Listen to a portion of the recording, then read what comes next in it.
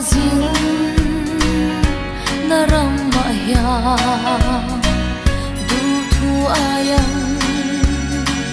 ka sam china ma se himna renka bulo kalal Krista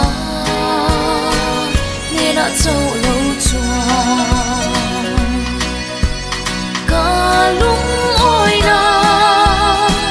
Krista ani kamoy na le katiyang himna tiyang katanda ani lan pachu Hallelujah Hallelujah Hallelujah Hallelujah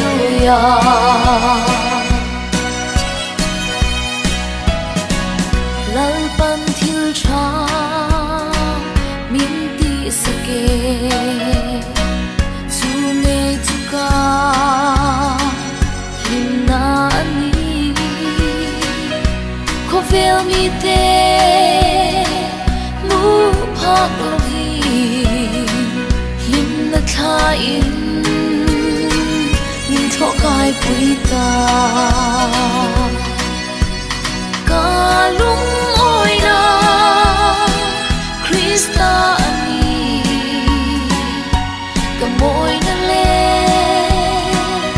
katiyang himna tiyang katanda ani lan pachu Hallelujah, Hallelujah, Hallelujah, Hallelujah.